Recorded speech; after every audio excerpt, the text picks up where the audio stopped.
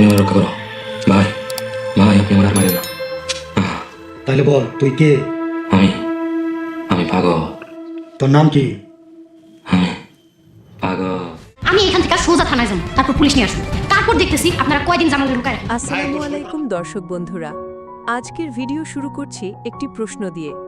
একজন মানুষ তার পুরো জীবন পরিবারের জন্য উৎসর্গ করল, নিজের সুখ শান্তি বিসর্জন দিল, সবার ভালো চাইল, কিন্তু সেই মানুষটিকেই যদি একদিন তার নিজের পরিবার পাগল প্রমাণ করার ষড়যন্ত্র করে, তাহলে এর চেয়ে নির্মম ঘটনা আর কি হতে পারে?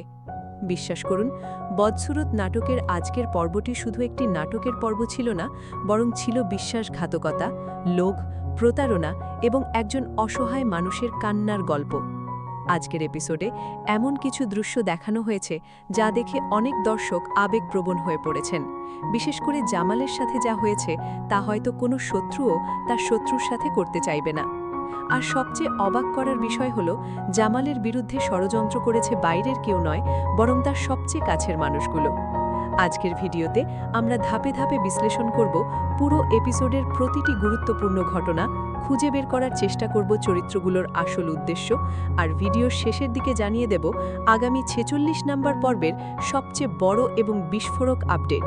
তাই ভিডিওটি স্কিপ না করে শেষ পর্যন্ত দেখার অনুরোধ রইল। চলুন শুরু করা যাক। আজকের পর্বের শুরু থেকেই পরিবেশটা ছিল অস্বাভাবিক। জামাল বুঝতে পারছিল কিছু একটা ঠিক হচ্ছে না, কিন্তু সে কল্পনাও করতে পারেনি যে তার জন্য এত বড় ফাঁদ অপেক্ষা করছে। একদিকে তার সৎমা, অন্যদিকে রোমান, আর সাথে পরিবারের আরও কয়েকজন সদস্য। সবাই যেন আগেই পরিকল্পনা করে রেখেছিল আজকের দিনটিকে।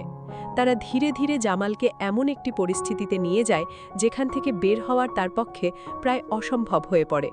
জামাল বারবার বলছিল সে সুস্থ, তার কোনো সমস্যা নেই, কিন্তু কেউ তার কথা শুনছিল না, বরং সবাই এমন অভিনয় করছিল যেন জামাল সত্যিই মানসিক ভারসাম্য হারিয়ে ফেলেছে। এই দৃশ্যটি দেখেই বোঝা যাচ্ছিল বিষয়টি হঠাৎ করে ঘটেনি, বরং দীর্ঘদিন ধরে পরিকল্পনা করা একটি ষড়যন্ত্রের বাস্তবায়ন হচ্ছে। তবে দর্শকদের জন্য সবচেয়ে বড় ধাক্কা ছিল মরিয়মের চরিত্র, কারণ এতদিন পর্যন্ত অনেকেই বিশ্বাস করতেন মরিয়ম অন্তত জামালের পাশে থাকবে। কিন্তু আজকের পর্বে দেখা গেল সম্পূর্ণ উল্টো চিত্র।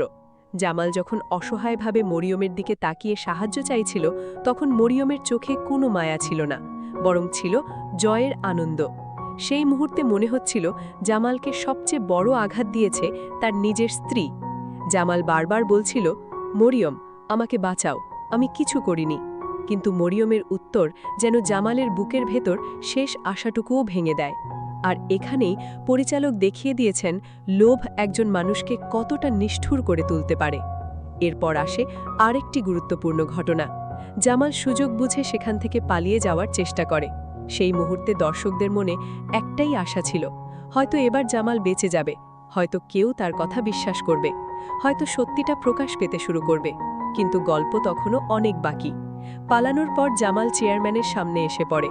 প্রথমে মনে হয়েছিল এবার একজন ভালো মানুষের সাহায্য পেয়েছে, কিন্তু কিছুক্ষণ পরই বোঝা গেল চেয়ারম্যানও নিজের স্বার্থের হিসেব কষছে। সে পরিস্থিতিকে সুযোগ হিসেবে ব্যবহার করার সিদ্ধান্ত নেয়। আর এখান থেকেই শুরু হয় 20 লাখ টাকার নতুন খেলা। চেয়ারম্যান গোপনে জামালের পরিবারের সাথে যোগাযোগ করে।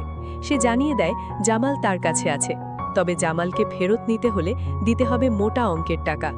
এই দৃশ্যটি প্রমাণ করে শুধু পরিবারের সদস্যরাই নয়, জামালের অসহায় অবস্থাকে কাজে লাগাতে চাইছে আরও অনেকে। এদিকে মরিয়মও বসে নেই, সে নতুন একটি পরিকল্পনা সাজায়। আর সেই পরিকল্পনার শিকার হয় মোশাররফ। মোশাররফ ছিল জামালের সবচেয়ে বিশ্বস্ত মানুষদের একজন। সে কখনো কল্পনাও করেনি যে তাকে এভাবে ব্যবহার করা হবে। মরিয়ম এমনভাবে পুরো ঘটনা সাজায় যাতে মোশাররফ মনে করে সে জামালকে বাঁচানোর জন্য কাজ করছে, কিন্তু বাস্তবে সে নিজেই একটি বড় ষড়যন্ত্রের অংশ হয়ে যায়। 20 লাখ টাকা তোলার পর যা ঘটেছে তা ছিল পুরো পরিকল্পনার শেষ ধাপ।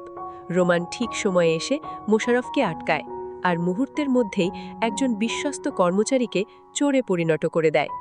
এই দৃশ্যটি দেখার পর অনেক দর্শকই ক্ষোভ প্রকাশ করেছেন, কারণ মোশাররফের একমাত্র অপরাধ ছিল সে জামালকে বিশ্বাস করত। মায়ার স্বপ্ন, ফোন কল, মরিয়মের অপমান, মানসিক হাসপাতালের দৃশ্য, জামালের কষ্ট, মায়ার সন্দেহ, আগামী 46 নম্বর পর্বের আপডেট, পুলিশ আসা, তালাকনামা, জামালের পাগল হয়ে যাওয়ার দৃশ্য, সবশেষে একটা প্রশ্ন রেখে যেতে চাই।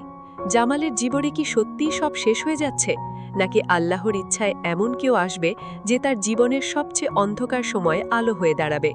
আমার ব্যক্তিগত ধারণা, আগামী কয়েকটি পর্বে মায়াই হতে পারে সেই মানুষ যে পুরো ষড়যন্ত্রের মুখোশ খুলে দেবে। তবে আপনারা কি মনে করেন? কমেন্টে অবশ্যই জানাবেন। ভিডিওটি ভালো লাগলে লাইক করবেন, বন্ধুদের সাথে শেয়ার করবেন এবং বদসুরত নাটকের আগামী সকল পর্বের আপডেট সবার আগে পেতে চ্যানেলটি সাবস্ক্রাইব করে বেল আইকন অন করে রাখবেন। আল্লাহ হাফেজ।